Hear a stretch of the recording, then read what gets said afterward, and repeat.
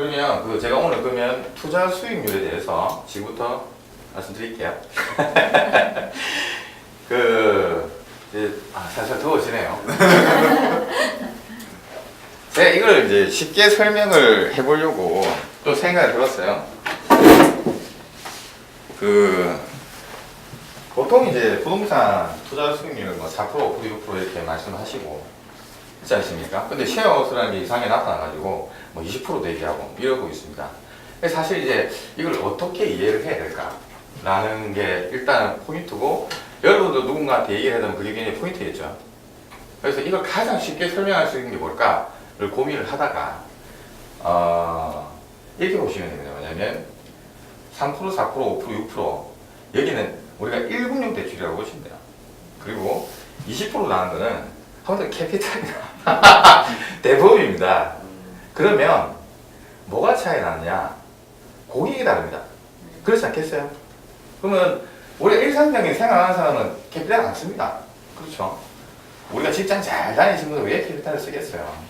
그런데 캐피탈 쓰는 사람들은 누구죠? 소득이 불안정하고 오늘 1금융에서 안 받아주는, 그럼 한번 보증금이 없고 높은 보증금이 없고 대출도 안 되는 이런 소득이 불안정한 사람들이고, 그런 사람들은 대체로 결국은 젊은 애들이에요.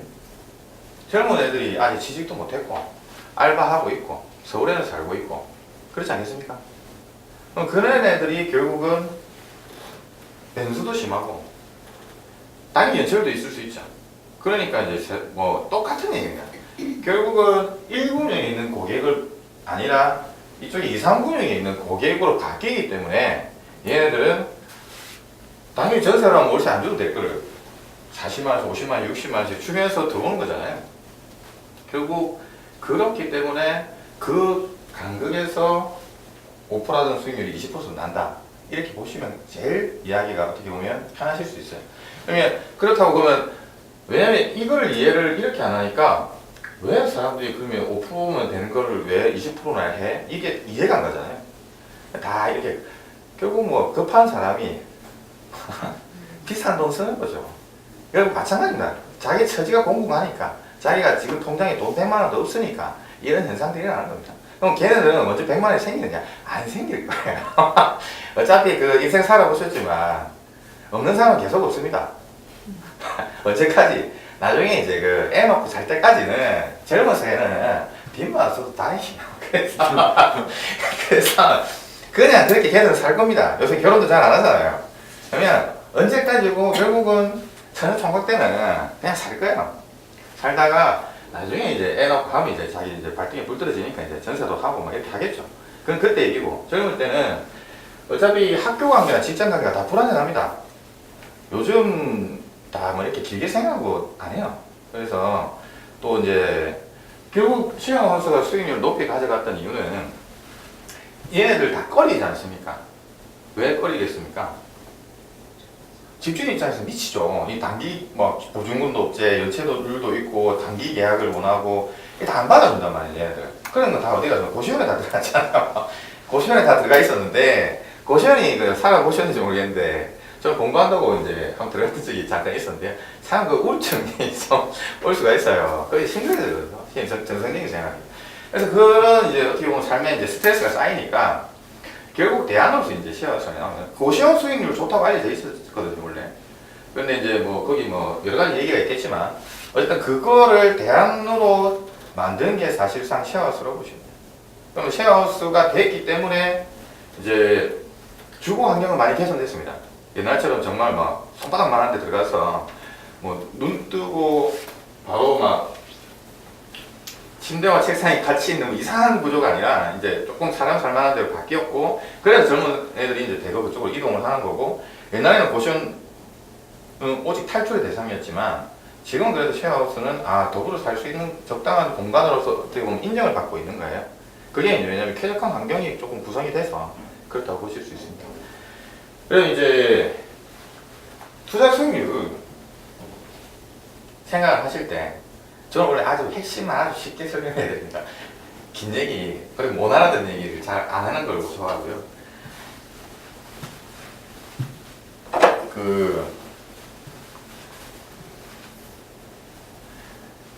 예를 들면 이런 집에 뭐 여기 뭐 A룸 하나 있고 B룸 하나 있고 C룸 하나 있고 이런 빌라가 하나 있다고 치자고요. 여기는 뭐 화장실 정도가 있을 수 있겠죠. 예. 그러면 여기를 이제 세를 막 100만 원 받았다고 칩시다. 그냥 뭐 이런 거 어디 위치에 따라 다르시겠죠. 근데 100만 원 받았는데 그러면 뭐냐면 이걸로 했을 때는 100을 받았는데 그럼 쉐어하우스로 하면 어떻게 되느냐. 그냥 수치 그냥 이해를 위해서 제가 설명을 드리겠습니다.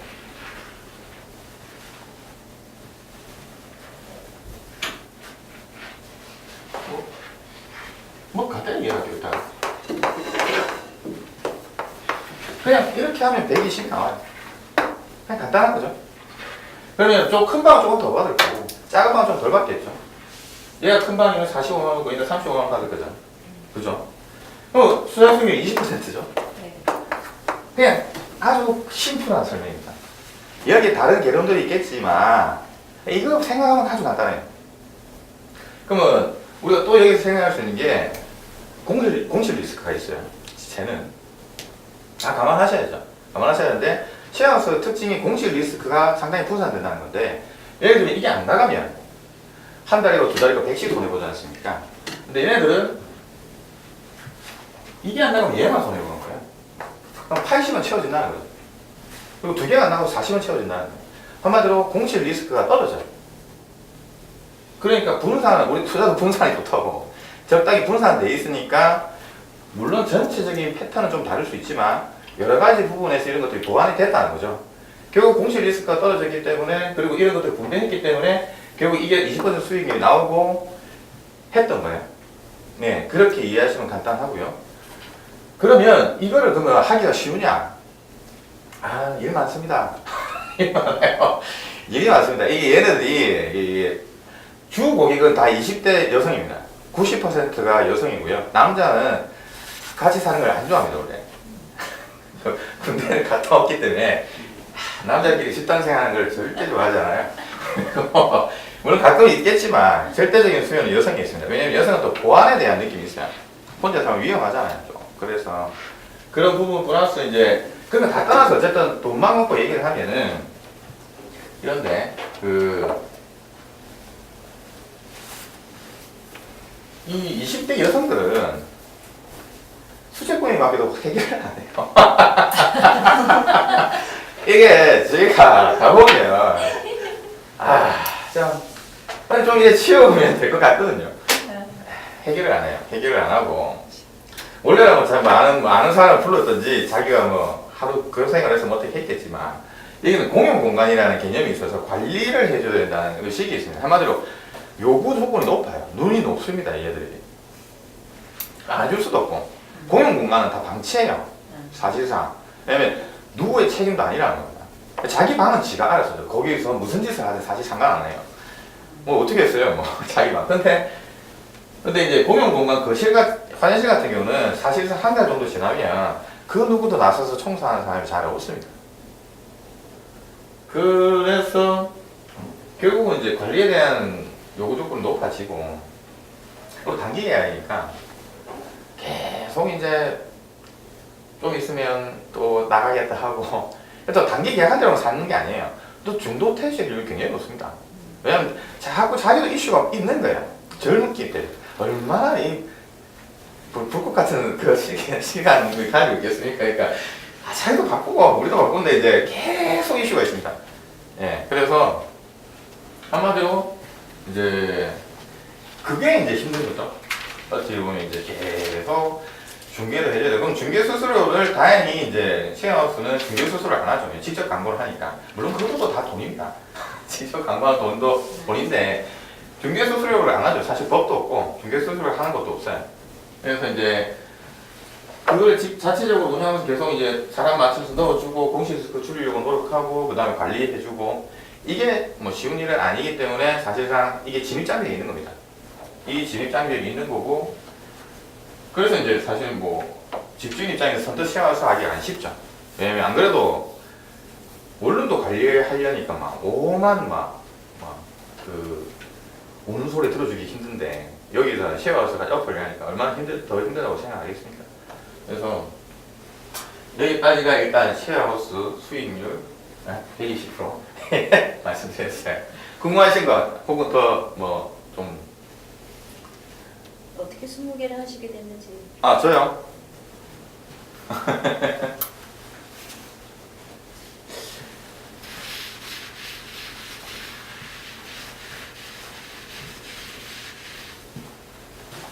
제 얘기를 하면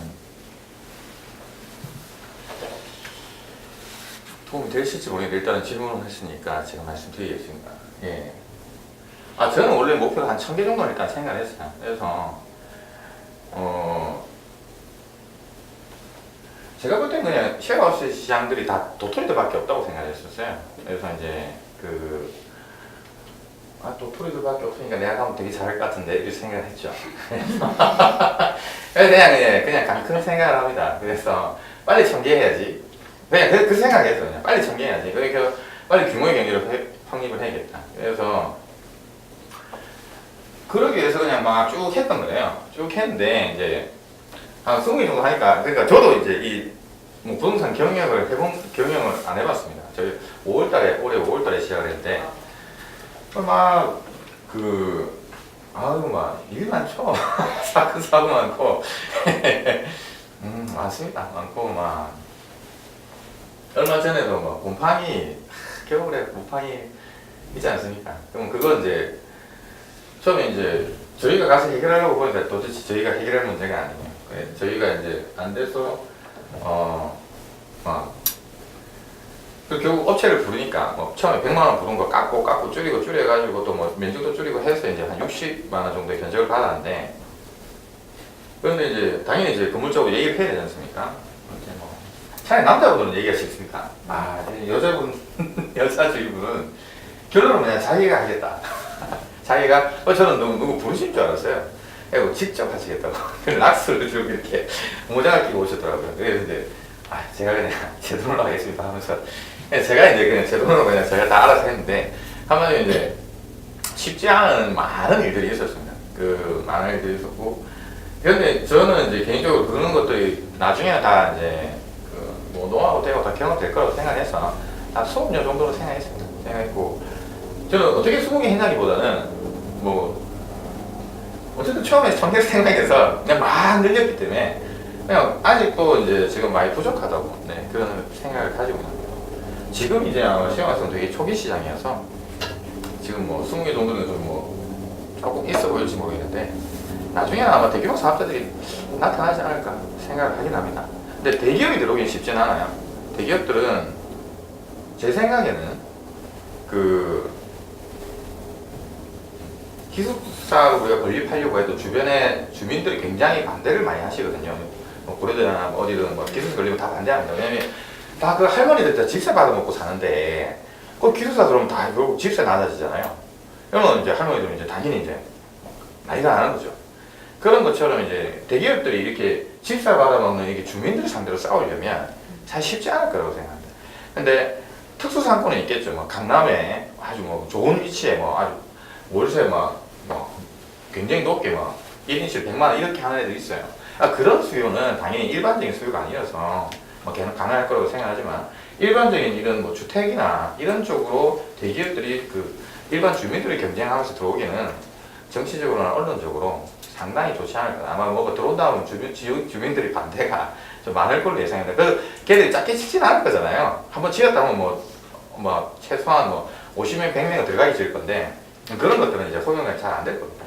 그래서 결국은 이 게임은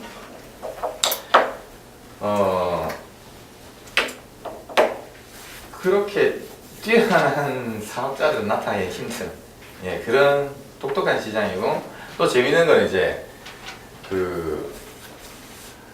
저도 여기 들어와서 이제 주택 시장을 받아봤는데 진짜 무지막지하게 큰 시장이더라고요. 그러니까 이 의식주라고 기본적인 거지 않습니까? 사람이 못 먹든 뭐든 간에 어디 들어가서 자긴 자야 되니까. 근데 어디 여기 1,000만 명 서울에 살아도 한 명씩 어디 다 들어가 살 때는 있어야 돼. 그래서 그 시장이 진짜 어느 한 산업보다도 굉장히 크다는 걸 알았고, 얘기를 들어보니까 아 진짜 주택 시장은 일반적인 다른 산업은 아예 뭐 안 될 정도 10배, 20배 훨씬 더 큰 산업이더라고요. 그래서 저도 이제 이거 수요 뭐 무한되겠다는 생각이 있습니다. 예. 여기까지 또 말씀드렸죠. 인터넷 검색해 보면 네. 다운하우스가 상위 노출이 잘 되던데 네. 비법 같은 게 있습니까?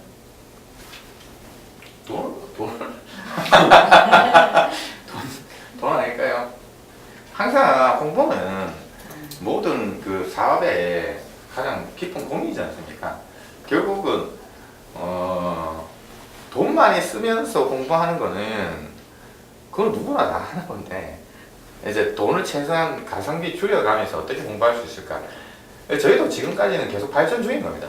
그러니까 어떻게 하면 그렇게 할 수 있을까를 고민하고 발전하고 계속 그래서 하는 거고요.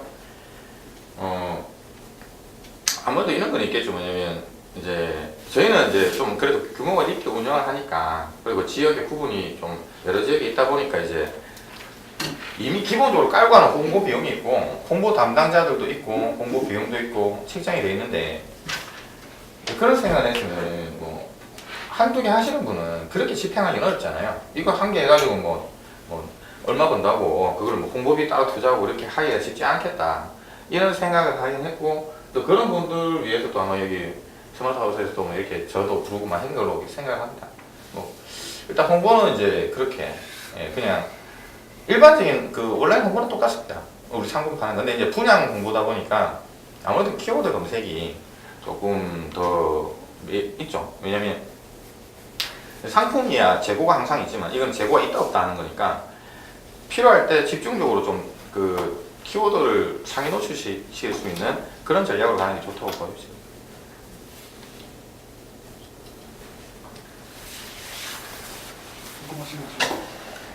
올해 5월에 시작하신 게 맞은 거예요? 네. 5월에 시작했습니다. 아니 그 사모님들은 어떻게 보신 거예요? 제가 그뭐 이게 뭐 여기 직원이신지 아니면 어디 다른데 뭐 이렇게 직원이 아니고 네. 저희는 다 개인 사업자들이에요. 아 사업하십니까? 네, 네. 예.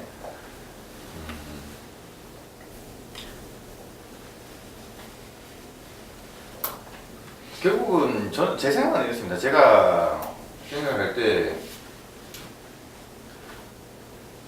당연히 뭐 수익률 5% 되는 걸 20%로 만들어주는데 누가 싫어하겠습니까?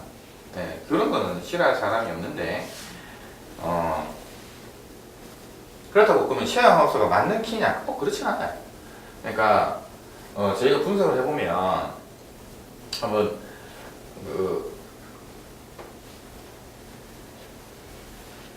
저희가 이제 수익성 분석을 해보잖아요. 수익성 분석을 해보면 두 가지 조건이 안 좋은 게 있습니다. 그리고 뭐냐면 이제 외진곳은 결국은 젊은 애들은 세를 높이 줘도 외진곳을 안 가려고 그래요. 결국 우리 주 고객층이 외진대를 안 가려는 사람들이 많습니다. 외진곳은 자기 집 사는 사람들이 이제 외진대 같은 이제 출퇴근 하시는 거고, 아무래도 이제 좀 그 교통이 좋은 2호선 중심으로 된 그쪽을 이제 당연히 선호합니다. 근데 외진곳을 가게 되면 결국 젊은 층에 대한 수요가 떨어지기 때문에 그래서 좀 어려움을 겪게 됩니다. 그리고 상대적으로 당연히 그러려면 세를 줄여야 되고, 근데 외진곳일수록 세가 싸긴 해요. 당연히 이제 뭐 반값도 파는데 그래도 여러 가지 측면에서 볼 때는 외진곳들이 좀 그 젊은 층이 선호하지 않으니까 결국은 좀 어려움을 겪게 됩니다. 예, 또 뭐냐면 그런 경우들이 있어요. 이제 그 뭐 게스트하우스나 뭐 고시원이나 이런 것들을 가지신 분들이 있어요. 있는데 우리가 이제 상가나 주택은 이제 뭐냐면 결국은 이제 우리가 수익성을 낼 때 뭘로 따지냐면 면적으로 결국은, 왜냐면 방을 한 개 더 넣을 수 있느냐 없느냐가 결국 수익성 사실이 왔다 갔다 하는 문제예요. 근데 이 상가 쪽은 뭐냐면 분석을 해보면은 결국 좀 면적이 다 작습니다. 주택에 비해서. 주택이 넓고 이게 이제 작아요. 작아서 이쪽을 이 상가로 되어 있는 쪽들을 쉐어하우스로 개발하려고 보면 수익성이 잘 안 나옵니다. 예. 그리고 이제 주택으로 되어 있는 것들 주로 뭐 그런 것들은 이제 이미 어느 정도 면적을 가지고 있기 때문에 수익성이 잘 나오고 그런 특성을 좀 보실 수 있을 거예요. 일단 제가 이제 해볼 때는 안 되는 거 하셔서 너무 고생하시기보다는 기왕이면 좀 외진 곳을 간다는 건 좀 중심지역이겠죠. 중심지역이고 그다음에 이제 상가보다는 주택으로 된 건물들 그런 게 면적이 크니까 결국 이쪽이 쉐어하우스는 또 수익성이 받쳐줄 거예요. 그러니까 이거를 할 때 쉐어하우스가 어떻게 보면 좋은 해결책이 될 수 있고요. 근데 이거를 할 때 쉐어하우스가 좋은 해결책이 될지는 아직 저는 못 해봐서 모르겠습니다. 뭐 더 좋은 방법도 있으신 분이 있겠죠. 뭐 저보다 뭐 뛰어난 사람이 많이 있으니까. 근데 아직까지는 저는 잘 못 찾았어요. 네. 혹시 네. 그 보통 2년 계약을 하잖아요. 네. 2년 계약을 하고 이거를 내가 좀 하기 힘들어서 다른 사람한테 이렇게 넘기려고 했을 때 왜냐면 내가 투자한 비용이 있잖아요. 네. 그 투자한 비용도 혹시 들어올 사람하고 이렇게 얘기가 돼서 받을 수도 있는 건지 아, 쉐어하우스 매매하실 때요? 매매라고 그래야 되나요? 네. 전대란 전달이. 네네네. 그러면 이제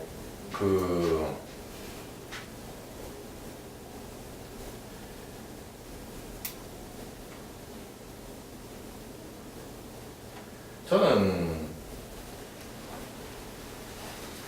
쉐어하우스들이 지금 현재는 매물이 잘 안 나오는데 나오는 경우는 사실상 거기가 안 됐기 때문에 나오는 겁니다. 그러니까 누가 돈 이렇게 벌어주는데 나오겠습니까? 어디 은행에 있는 것보다 나으니까. 그러니까 한마디로 잘 안 돼서 나오는 거는 내 눈에도 안 좋으면 남의 눈에도 안 좋은 거거든요. 결국은 그게 잘 안 이루어질 겁니다. 만약에 그러면은 이제 그게 안 되는 이유는 결국은 위치 선정이 실패라고 봐야겠다. 그러니까 선정을 내가 잘못해서 그쪽은 안 되는 건데 내가 조금 했구나 이렇게 보셔야 되고 이 쉐어하우스를 물론 당연히 하셨다가 이제 파실 것도 생각을 하시면서 이제 하시는 게 맞긴 한데 결국은 이제 초기 투자 비용을 줄이는 게 정답이죠. 예. 받을 수 있는 건 아닌 거죠. 없는 거죠 그런 거. 내가 저는 그냥 제 상식적인 수준에서 사업을 한다면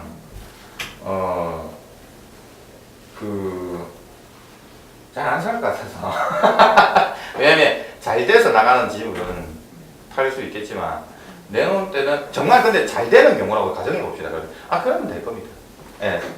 그러니까 잘 되는 경우라면 근데 일반적으로는 그렇지 않아서 제가 말씀드린 거고 만약에 그게 아니라 진짜 그냥 잘 나가고 있고 여기는 진짜 위치 좋고 누가 봐도 막 여기는 진짜 핫한 동네고 입시 바로바로 잘 되는 그런 종류라고 생각을 했는데 내가 뭐 이민을 가거나 아니면 몸이 아파서 이렇게 우리 흔히 얘기하는 그런 사유로 이렇게 해서 정말 한다면은 그거는 예 저라도 가서 돈 주고 삽니다.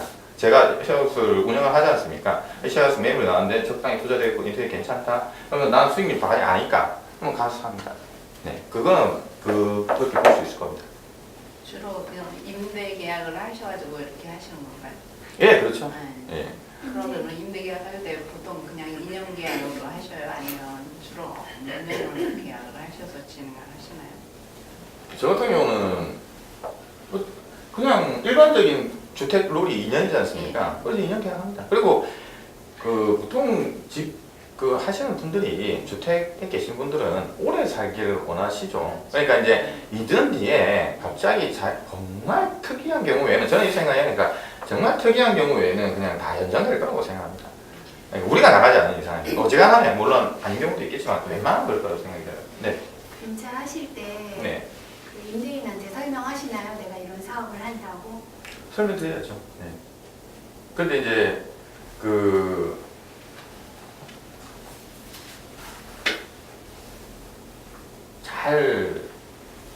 잘 말씀을 드려야겠죠.